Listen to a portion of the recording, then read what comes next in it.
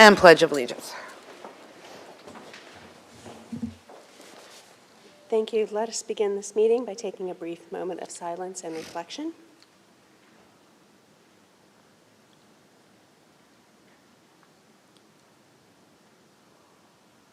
Amen. I pledge allegiance to the flag of the United States of America and to the republic for which it stands, one nation, under God, indivisible, with liberty and justice for all. Thank you, Jennifer. All right, we'll move right into our presentations. I will turn it over to Commissioner Franey for our Toronto Blue Jays Welcome Back proclamation. Okay, if we can have Shelby come forward, even though he came in the wrong door. So it's hard to believe it's baseball time again, but we're excited. So welcome back, Toronto Blue Jays 2024. Whereas the Toronto Blue Jays played their first game at Grant Field in 1977, beating the New York Mets 3-1, and Dunedin has proudly been their spring training and minor league home ever since. And whereas Toronto is the only major league franchise to have only one spring training home, and this 48-year partnership and friendship has contributed to the economic well-being of Dunedin, and the rest of the area as well, I'll say. The entertainment of our residents, the athletic development of our children, and the overall quality of life in our city. And whereas generations of Canadians have made Dunedin their home away from home, and many visitors have embraced spring training. And whereas the annual spring training event has greatly contributed to Dunedin's and Pinellas County's economies, with fans visiting our shops and residents. And whereas under owner Rogers Communication, Mark Shapiro as the president, director of Florida Operations, and general manager Shelby Nelson, we hope this trend will continue, as Major League Baseball is very important to the state of Florida, Pinellas County, and Dunedin. Now, therefore, I, Maureen Mo Franey, by virtue of the authority vested in me as Vice Mayor of the City of Dunedin, Florida, and on behalf of the entire City Commission, do hereby welcome back the Toronto Blue Jays to spring training in Dunedin, encourage all citizens of Dunedin to catch the Blue Jays fever, and cheer on our home team as they begin their journey toward another championship season and to the World Series, where they're going to win, and we're all going to be there. We hope to see everyone at TD Ballpark for the Blue Jays opening game on Saturday, February 24th against the Philadelphia Phillies. And Shelby, you'll talk about Welcome Back Blue Jays too. We have a Welcome Back Blue Jays event on the 17th. So if you want to come forward to get this.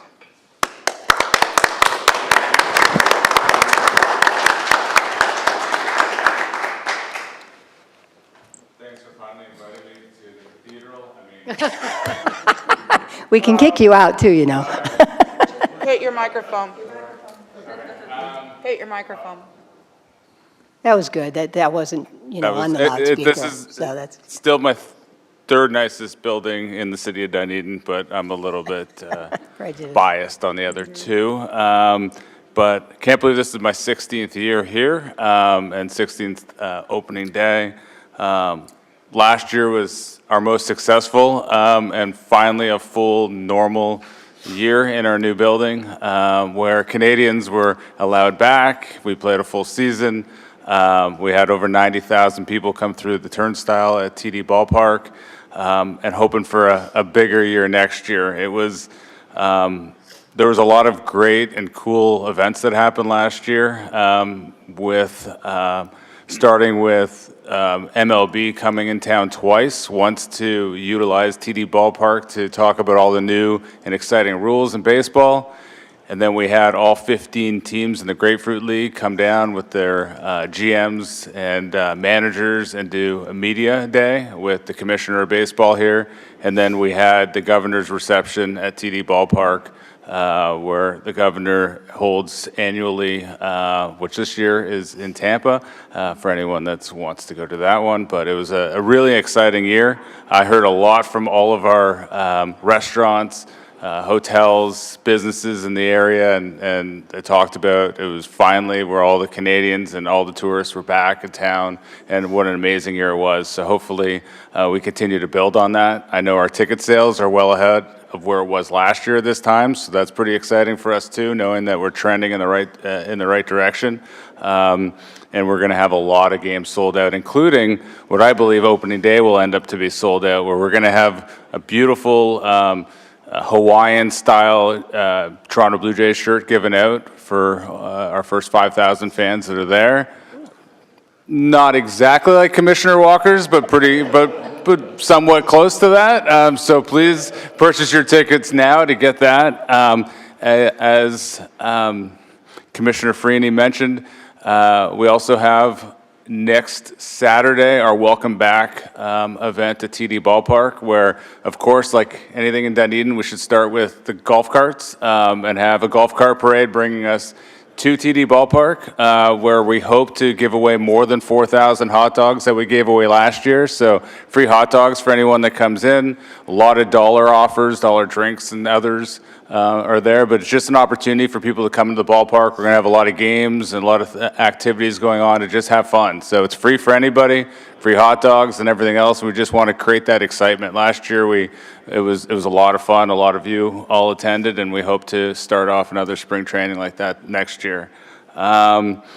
Again, games start February the 24th. We have 15 of them. I also want to take this chance to thank a bunch of people that help us throughout the year, preparing for spring training, during spring training, afterwards. But before I kind of do that, there's somebody like right in front of me that this is probably the last time I will be at a commission meeting with the mayor. Mayor, I laugh because I actually wrote it in my notes, but I still haven't spelled her name correctly on my phone, and it's just Mayor B-U-J, so I'm never going to change that on my Just phone. call me Bougie. Bougie, so. That's what I call my husband, that's what I call my kid. But I want to thank you for everything over the years. I know since I've been here, all I can remember you is on the commission and as the mayor, and you had a huge part of the Blue Jays still being in Dunedin back when we signed our agreement in 2018, and we'll be here for 20 plus years, and just want to thank you for everything over the years. And I'm sure you're not going far. Oh yeah, you're not going far. You should actually be at the commission. We have an event right now for the stadium that I thought you might be in both places at once. No. I was trying to. That's why I was a couple minutes late. But just want to thank you for everything over the years on behalf of the organization. We truly do appreciate it and look forward to working with you with the chamber. And talking about the chamber, also want to thank Sarah Simmers, Gregory Brady, Katie DeSherm, Kim Platt, John Winmeyer that have all helped us throughout the year. Matt Woke, I wanted to come here as our assistant GM, but he's entertaining everybody at TD Ballpark right now with the Dunedin and Tarpon Chamber that are there, but we have a really good crowd going on at the chamber. I did steal a hot dog before I came over. The EMS, sorry, yes. EMS services, a lot of them that help out throughout the year. I can't name them all, but I do want to thank and recognize Michael Handoga, who's been amazing for us and a great supporter. All the sheriffs that come in throughout the year, John Dobson, Jeremy Krula, Dom Brisket, Mike Killian and Eric Brown, and then obviously with the city, Vince Gizzi, Parks, Jory, and many others within the city that help every single day, and Pete that helps us get all of our stuff up and has been very valuable. So just want to thank everyone with the city and look forward to a great spring training. We will be there. Oh yeah, we got to Okay, let's do it. You know the drill. Some of us even have our shirts on. Okay, all right, fantastic. Yeah, just show that, look at me. Take a few, and then this way as well. Thank you. Thank you, Thanks, Shelby. Shelby.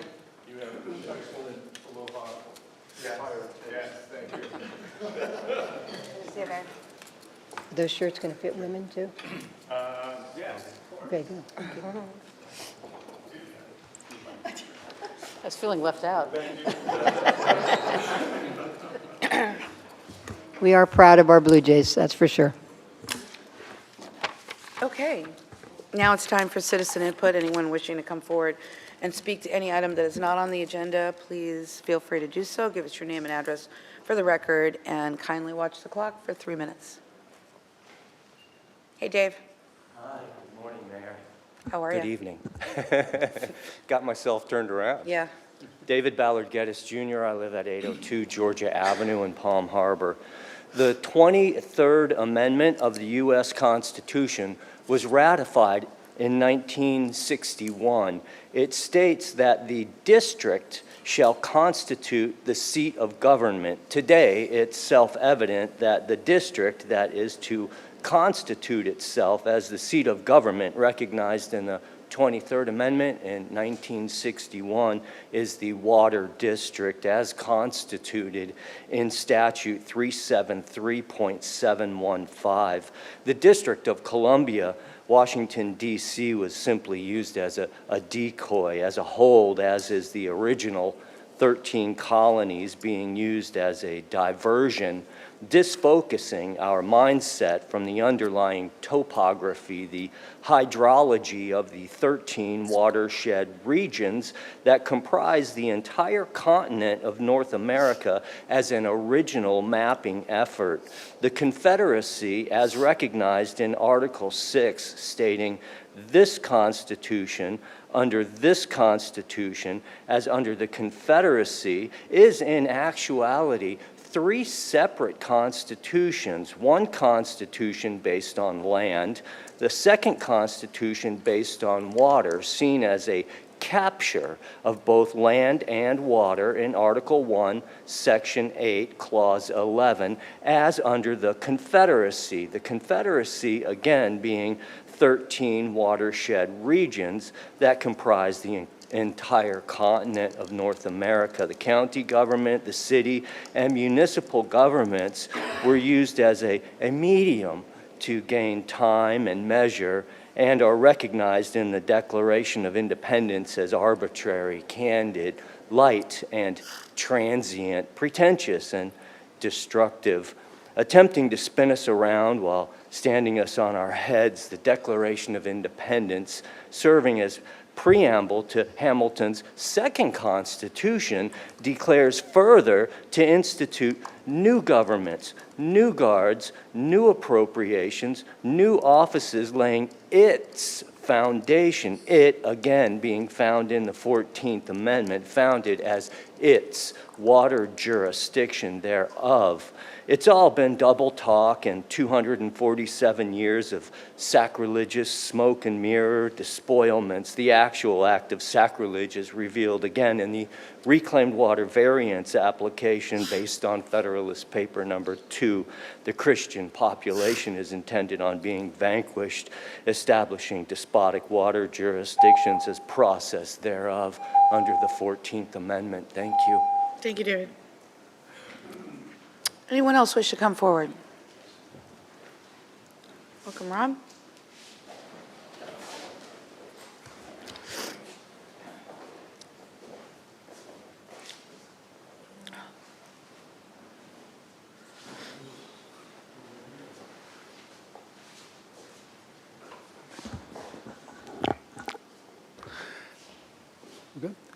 Madam Mayor, members of the City Commission, I come before you today as the chairman and representative of the City of Dunedin's Military Veterans Advisory Committee.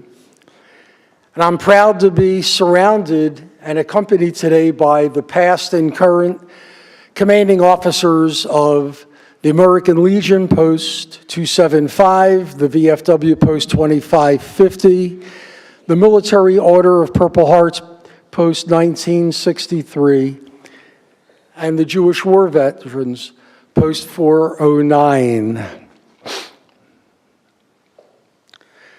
We are here today to reinforce and support the efforts of Commissioner Tornga and our other veteran commissioners regarding the flying of the MIA POW flag under the American flag in front of City Hall. And as you can see, we come bearing gifts. From the Revolutionary War until today, our government has made a solemn and sacred oath to every one of our soldiers who goes to war. And that solemn oath is, no man or woman left behind. The embodiment of this sacred oath is in the MIA POW flag. It flies under the American flag at the White House, at the Pentagon, at Arlington Cemetery, at federal buildings, at post offices, and numerous schools around the country. The majority of our veterans who fly an American flag in front of their house also fly the MIA POW flag. It is emblematic of the commitment that our country has to our soldiers, and it is a reminder of the heavy cost of freedom. Therefore, we make an official request that the efforts mandating and authorizing the flying of the MIA POW flag be passed by this commission, and these flags that we give you today take their honored place under the stars and stripes of the American flag in front of City Hall. Furthermore, the first time that these flags are raised, we would like to see it as a traditional military ceremony with a bugle call, and we're hoping that possibly at the next one of the commission meetings, we could leave maybe 20 minutes early and together as a group do it. So Dunedin prides itself as being a town that honors its veterans. So let's stop talking about it, let's get it done. Thank you very much for your time. Thank you, Rob. Yeah, we'll be giving these flags to Vince Gizzi. Okay, And we'll do it. we'd be happy to fly him. Good. Thank Thank you. you very much.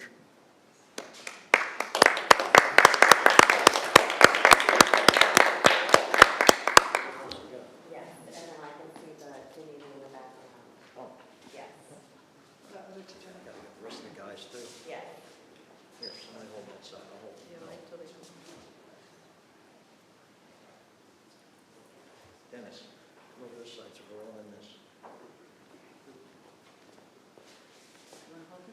Whiskey.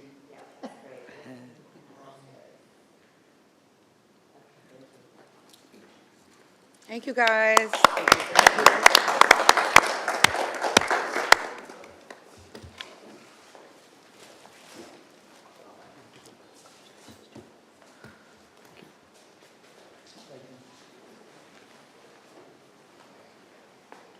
Bye. Good to see everybody. All right, is there anyone else that wishes to come forward and speak to any item that's not already on the agenda?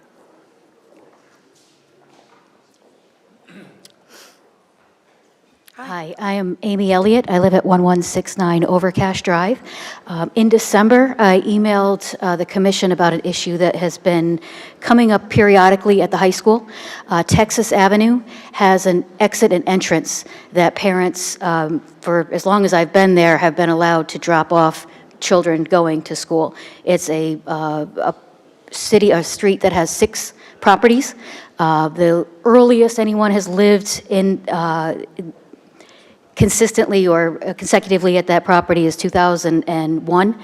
But lately, there has been police presence, and they've been ticketing anybody that's using that street, saying that it's off limits to parents dropping off students. Instead, people are now parking on Caroline Street, which is about a lane and a half, and pulling in and out of traffic to get their kids to school. I think it is something that the commission, the council can address. It has been an entrance and egress for the school, which was built in 1962. I think that takes precedence over 6, and I don't know how many people have complained, but 6 houses that live there. I live on Overcash. People walk their dogs. My dog goes crazy. I've found dog poop outside my house, but I'm not calling the police to have them come and police the street and try to keep dogs from walking on it. And I kind of feel like it's the same thing for anybody on that street that's upset that they move next to a school with an entrance and egress. So I realize that the people that are complaining may have some, issues. I have not seen any of the children or any of the parents doing anything inappropriate. Obviously, if there was vandalism or, loud noises or inappropriate behavior, that should be addressed. But I'm hoping that coming here in person, since I did see another police officer ticketing another driver the other day, that we can all agree that a street that has hardly anybody living on it would be a better place to drop off and pick up your kids rather than Falcon Drive or Pinehurst, which is where everybody right now is dumped on, which has a lot of traffic. So I would ask that, of course, Texas residents should be respected, their property should be respected, but everybody that goes to that school, is a part of this community. Many of us pay taxes. That street is not private. It shouldn't be turned private because somebody has an issue and decides to go to the police. So far, the police have told me that they can understand why people would have an issue, and that's why they're sending out tickets. For me, I believe that there should be a process. The municipality should be involved, and certainly the high school should be involved. The high school wants that entrance open to students for pickup and drop-off, and I'm hoping that the city will make that happen. Thank you. Thank you, Amy. Jeff, have they closed that off to access to students, the side gate? From my understanding, they have.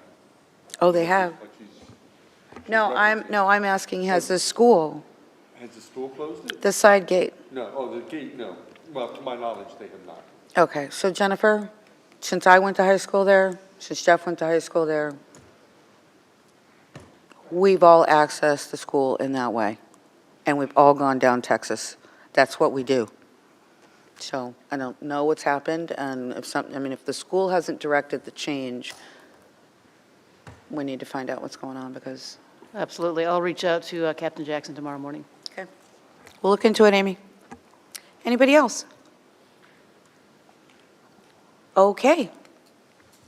We'll come to our first action item, which is the first reading of ordinance 2404, historic landmark designation of 501 New York Avenue.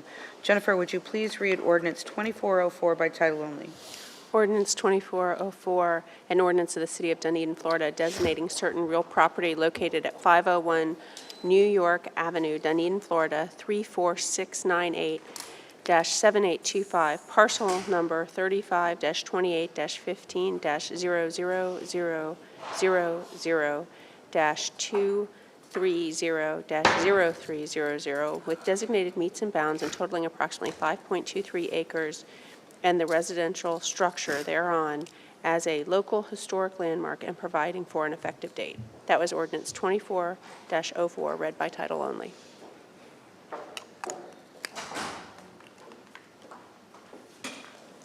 Did you say it by title only?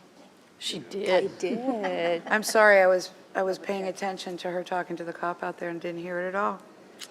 Okay, can I have a motion to approve? So moved. Second. Okay, Commissioner Gao and Commissioner Twonga. Thank you. Francis?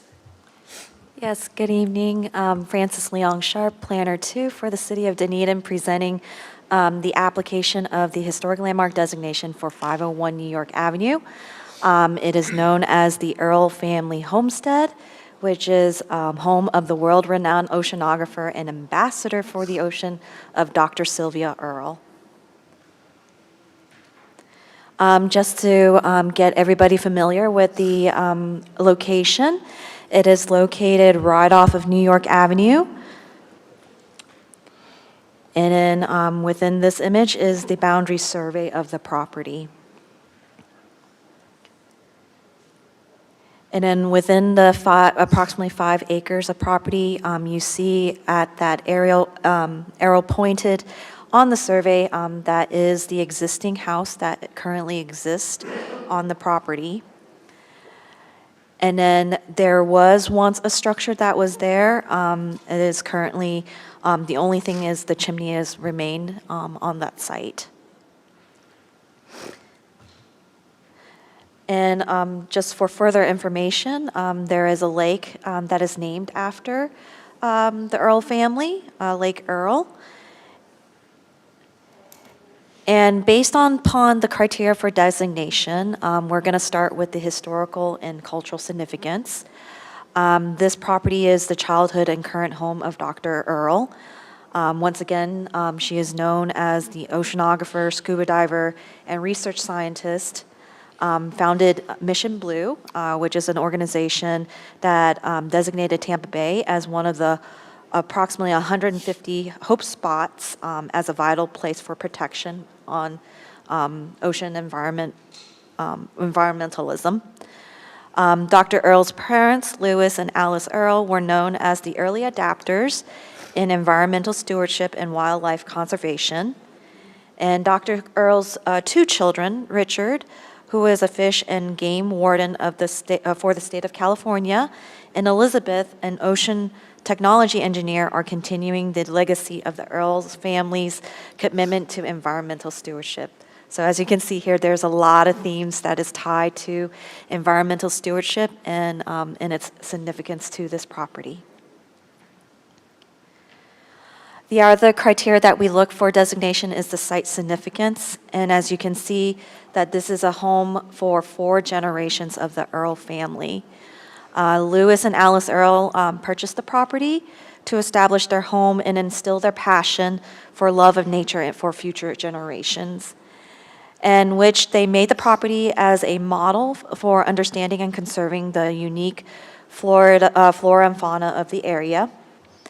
And they had placed protections for native heritage oak trees on the site, as well as established a 5-acre landscape with a small pond, also known as Lake Earle, as a bird sanctuary for migratory birds. In addition to that, they had planted native species of plants to support the land's biodiversity. And then last but not least, the criteria for designation is architectural and structural significance. The home in itself that you see pictured here is built in 1958 in a manner of the old Florida mid-century ranch architectural style. According to the application, there are materials that were used to build to maximize passive cooling techniques for the home. So the listed examples that we have provided here are the use of local stone, low impact material for insulation, the use of jalousie windows, and the open floor plan for cross ventilation, and the whole house fan. So a lot of which are taking advantage of the passive cooling system for the home. Unfortunately, there is not known about the architect of the building of the home. So in walking through, just before that, that is the front elevation of the home, or front view of the home, and then the other views of the home in itself. So HPAC, the Historic Preservation Advisory Committee, held a public hearing on July 13th, 2023, and recommended that 501 New York Avenue be approved for a local historic landmark designation. A discussion at the meeting occurred regarding the maintenance issues in the current condition of Lake Earle. The committee added a condition of the approval that the city staff to work with the applicant on the stormwater maintenance matters. And during that time and between today and then, based on the condition that is applied on the committee's approval, the city staff did work with the applicant on the stormwater maintenance matters. And there is an email correspondence that is attached to the staffing indicating what can be done to continue the effort for that. Staff finds the request consistent with the applicable review criteria, and therefore the staff is recommending to approve Ordinance 24-04. And this evening, we do have a representative from Dr. Earle, Erica Moulton, that is present in the audience, and we are available for any questions that you may have. Thank you. Questions for Francis? Anything? No. Questions? Anybody from the public wish to speak to this item? Coming back, we have final comments? I think it's well-deserved. No, I'm excited about it. Commissioner Twanga? This is certainly historical and a lovely piece of property and well done. Thank you. Thank you. Commissioner Walker? The the significance of the property, having been the home of such notable preservationists with regards to our environment. This is exactly what the Historical Preservation Advisory Committee is all about, and I'm just happy we're doing this. Vice Mayor? Yeah, no, I'm very supportive of it, and again, I'm going to echo what Commissioner Walker said. Thank you to HPAC and you, Francis, for the hard work and, drilling down on these things and, getting down to the detail, but I think it's great, so thank you. Okay, I'm excited. Thank you to Dr. Earl, and she's going to be here next time? Second reading? Yes. Awesome, to make a big deal out of that. All right, let's go to roll call vote. Vice Mayor Franey, Aye. Commissioner Walker, Aye. Commissioner Tornga, Aye. Commissioner Gao, Aye. Mayor Burzowski. Aye, and that motion passes unanimously. All righty. We will then move to certificate of appropriateness for 241 President Street.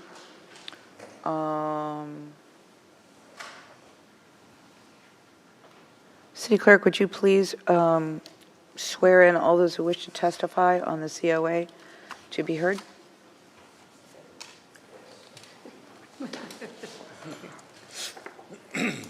Please raise your right hand. Do you swear the testimony you are about to give in this proceeding is the truth, the whole truth, and nothing but the truth? Yes.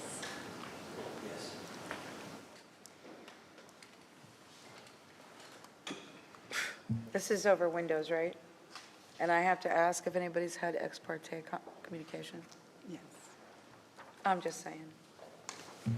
Make sure when you do the land rewrite that goes away. That's a pretty ridiculous step to have to take over Windows. Yes. Just saying. Yeah. Okay. Has anybody had any ex parte communications to disclose for the record? Okay. Francis?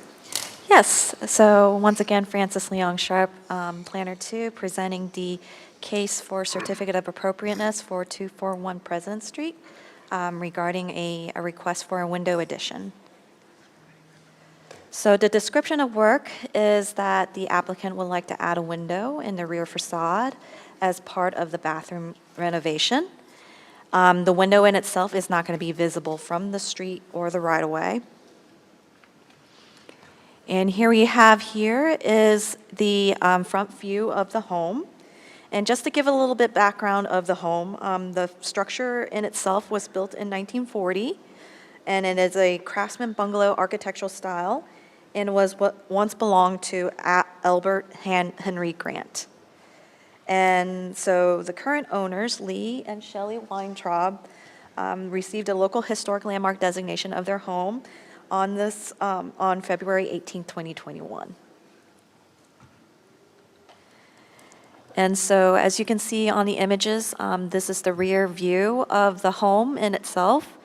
And the image to the far right shows the general location of where that window that they would like to place.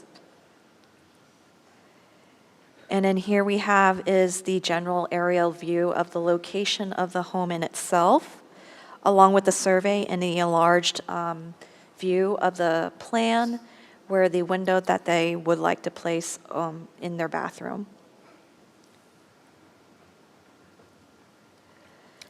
So the proposed window that they are looking to do is a double glazed casement window.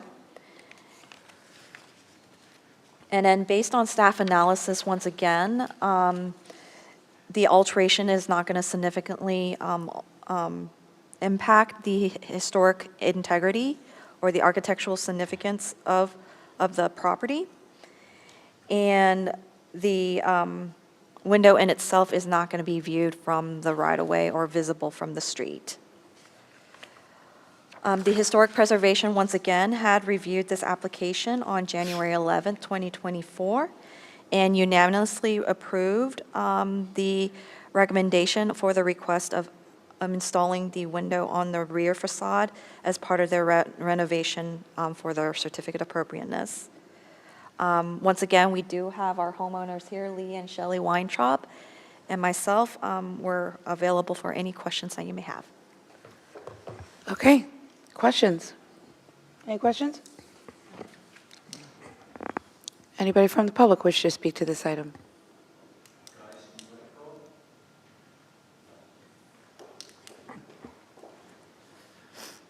Mayor, Commissioners, Vinnie Luisi, City Historian, also member on the committee. I just wanted to point out that this is a great prime example of how we work with the homeowners once they get their homes as a historic preservation in our community. We want to show that we are there to work with them even after it becomes a historic home. So this gives the homeowner the opportunity to make changes, and they work with us. We, in turn, work with them to make sure that they do it properly and make sure they follow all the right rules that we include.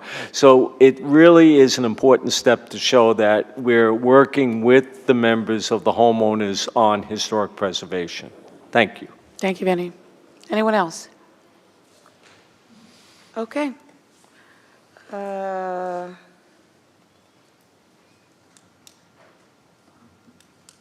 Can I have a motion to approve the COA? Second. Commissioner, Vice Mayor Franey, Commissioner Walker. Any final comments? No, I just want to, am I saying Weintraub? Is that correct? So I just want to thank both of you, because obviously this just shows your dedication to becoming, a historic home, but also, kind of the headaches that come with it when you're going to remodel. So, but it shows real commitment on your part. Thank you. Commissioner Walker? Yeah, so thank you for designating your home. It is truly an honor that you share your home with the community. And I sat in on the meeting where the certificate of appropriateness was discussed, and I will echo what Vinnie said with regards to the staff and the committees working with the owners to make sure that we are able to do these types of things within the bounds of the current ordinance. Thank you. Commissioner Gao? Yeah, I want to make sure I don't ever follow Commissioner Walker. He's always so good. Just congratulations. Well, thank you for your patience on going through this process again for the change that you're doing. So, but thank you for preserving your house. Appreciate it. Okay. Commissioner? I'm very anxious to allow he him wants to to speak. No, I will let him speak. No, thank Go you. ahead. No, congratulations. Thank you for You have to come to the microphone, sir. This is a considerable risk. The last thing I want to do is prolong these meetings. What I said at our hearing, I think is... Yeah, hang on just a second. Yeah, can you ask them to shut it off? Yeah. Go ahead. Yeah. Could be frightening. What I said at our presentation still stands, and that is what I hope the commission considers in the future going forward is a two-tiered approach to looking at improvements to historic properties.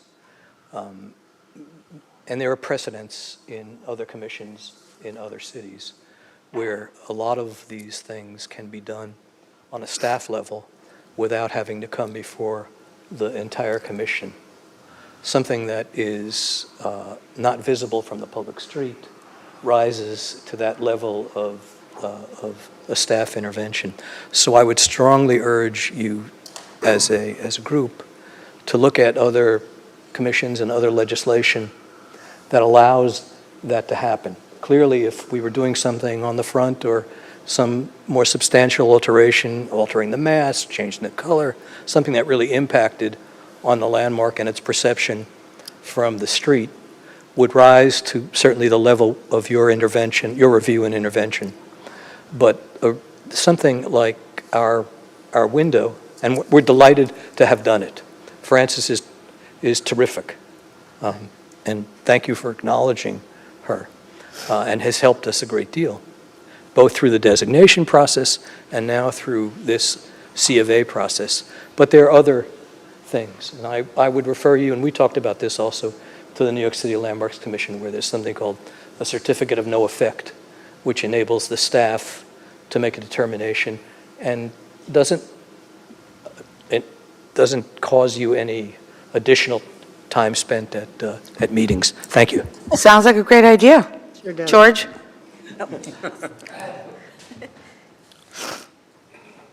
So, excellent idea, and that work is actually underway. The HPAC has been hard at work in developing a new matrix, if you will, for tiers of approvals. And certainly this is probably one thing that you won't see in the future, something as simplistic as this. So, but that work is underway, and we anticipate having some of that language reviewed and back to us shortly.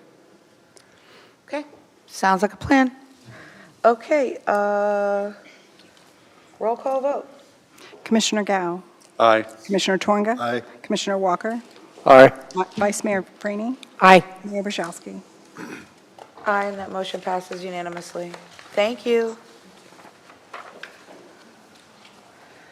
All right, we have a starred item, Second Amendment to the Water Tower License Agreement with Celco Partnership doing business as Verizon Wireless. Can I have a motion and a second to add this to the agenda? So moved. Second. Okay, Commissioner Twiringa and Commissioner Walker. All in favor signify by saying aye. Aye. Any opposed? Motion passes unanimously. I am looking at Nan. Good evening. Good evening. Mayor, Vice Mayor, Commission, City Manager. As you're well aware, we have some existing cell tower leases that we lease out the ability to mount cell towers on the water tower that was recently installed with a couple of different murals by the city. And so during that process, we had asked both of our lease cell companies to take their towers down, put them on temporary towers, and they accommodated, and they've been on the temporary towers, I believe, it was August, I believe, when I brought back the AT&T amendment for them to get back up on the cell tower after the artwork was done. And now I'm bringing back a agreement. It's the second amendment to the agreement with Verizon Wireless.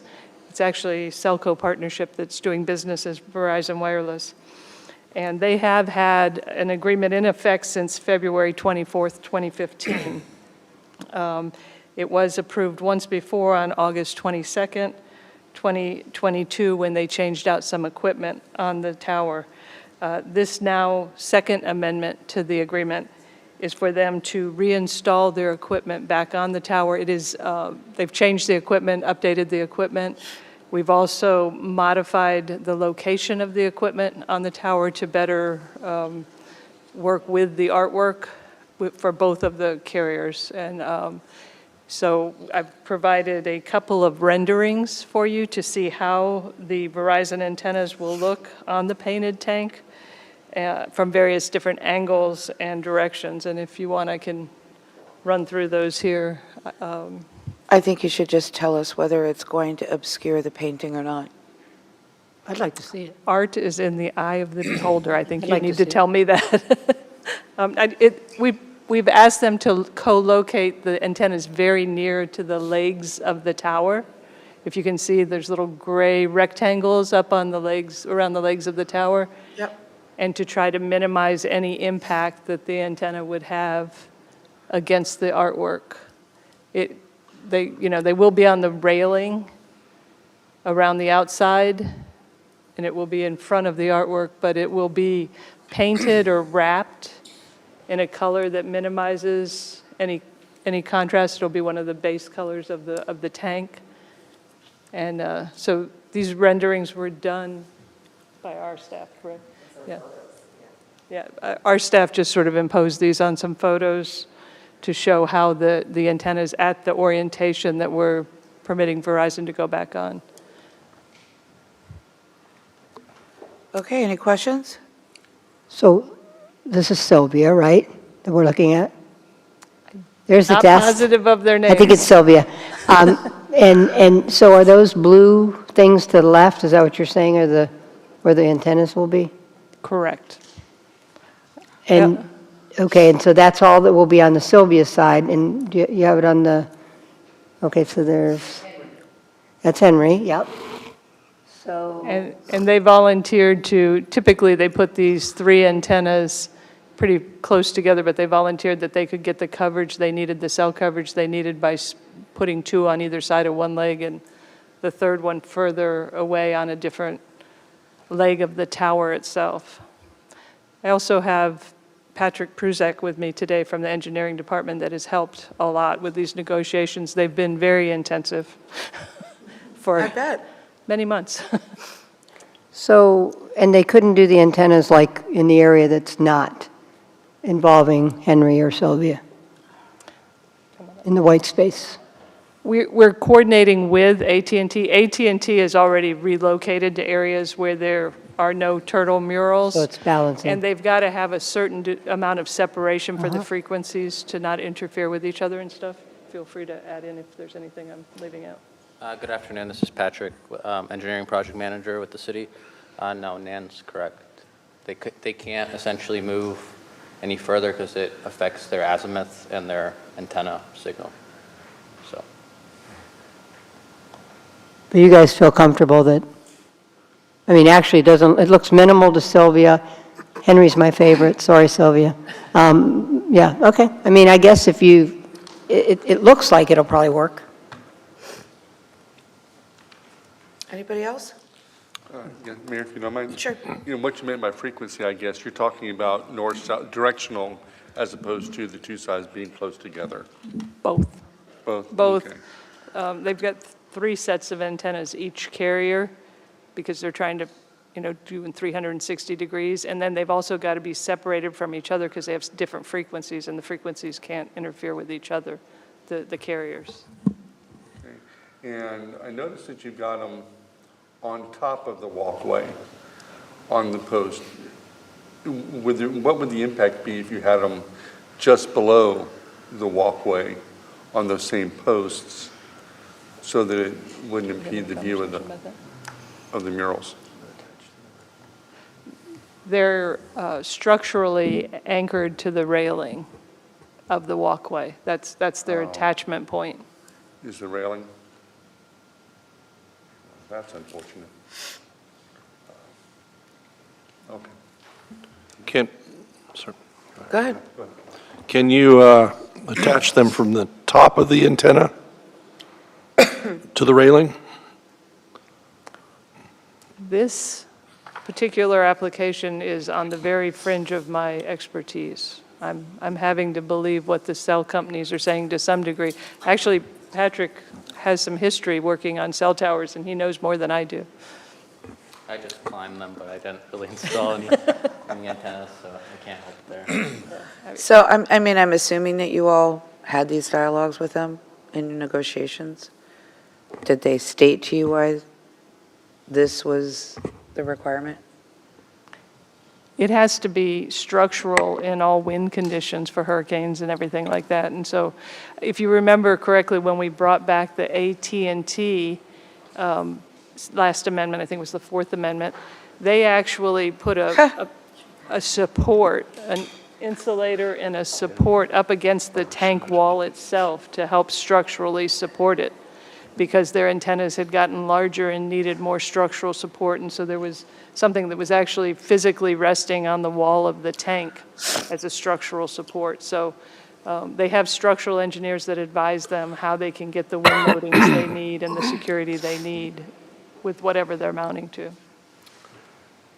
So I have a question that probably supersedes everything else that I want to say. Obviously, you worked with them and we're endeavoring to keep it away from the turtles. You mentioned that. In this particular case, if it has to be on there, and the way that it's situated, I would assume that's how you ended up with this presentation, that this is sort of like it has to be this way. Are there any others that are going to be attached at any given point in time from anybody else or from either one of these 2 companies? Or is this it? Not without an agreement that would come before you. We brought the AT&T agreement to you, I believe that was the last meeting in August. And because that was the first agreement we had with the cell company, and because they were quicker to realign and get back up there. They mounted in areas where the murals weren't. But then that leaves Verizon with the rest of the tank to try to find a space that doesn't impact the murals. And their first request did have them clustered on one side or the other of the leg, and it seemed, in our opinion, that the vertical support legs of the tower were already into the artwork, and that if it sort of blended with that, it minimized the impact. So we suggested, could they rearrange them closer to align with the legs of the tank? And they agreed to do so, and that's the end result that you're looking at. Thank you for that input. Okay, anybody from the public wish to speak to this item? The Walker family doesn't want to come up here and talk about a cell tower? Come on. Yeah, I'd like to just. Yes, we all know who you are. We've been waiting. I have one more question. Okay, Commissioner Franny? So they pay us $25,000 a year for this? It's 15% more than 25,000. I think it's 28,750 now, because we're in the second 5-year term. So it has an escalator in it? Yeah, and then in 2025, it will escalate an additional 15%, as it will for the fourth term. There's 4 terms anticipated in the contract. And if they implement this in a way that is awful, what is our power to say, yeah, that's not going to work? We trusted you, but that's not going to work. I'm going to defer to the city attorney. Actually, attached to the Second Amendment are the specifications as to where these will go. So they have a contractual obligation to place them where these drawings are showing. Right, but those. we're doing kind of a makeshift rendering. Just So- for the purposes so that you all could see where they Right. are, to basically translate the drawings that where they've agreed to place them, which is shown here versus. That's the real drawing. Yeah. Okay. I mean, obviously, we're hearing from staff is there's an element of trust, so, and no offense to cell companies, but. I'm not we're sure there's coming an up on a element of renewal. trust. I think this is Yeah, what no, I they think just that's got the with the wording. negotiations, right? Not our expertise, right? We are coming up on a renewal period. So, I mean, there's always that. Okay, so there's that, we have like a little bit of an out if it Correct. goes awry. But, Okay. they No. were gracious, and they moved off the tower and Right, so, provided temporary antennas, or I think they're called cows, cells on wheels or something, and they mounted their antennas for the whole time we were doing the artwork. And now I believe they're getting some pressure from the FCC to get off of the temporary arrangement and get back to their permanent arrangement. So we're trying to accommodate them. okay, thanks, Nan. Okay, can I have a motion to approve? So moved. Commissioner Walker, is there a second? Second. Commissioner Torngo. All in favor signify by saying aye. Aye. Any opposed? Motion passes unanimously. We have a proposed agenda for February 22nd. Anybody have any issues? Just one thing, we want to add the Peace Pole proclamation to the agenda. To the 22nd? Yes. Okay, so we don't want to put it on Tuesday? Well, the ceremony's on Friday, the 23rd, I guess. Okay, Yeah. gotcha. Peaceful? Okay, anything else? All right, can I have a motion to approve? So moved. Second. Commissioner Walker, Commissioner Gao, all in favor signify by saying aye. Aye. Any opposed? Motion passes unanimously. And for anybody that didn't pick up on it, Rob's family walked in the door. Welcome to Dunedin. Okay, we are adjourned. Thank you.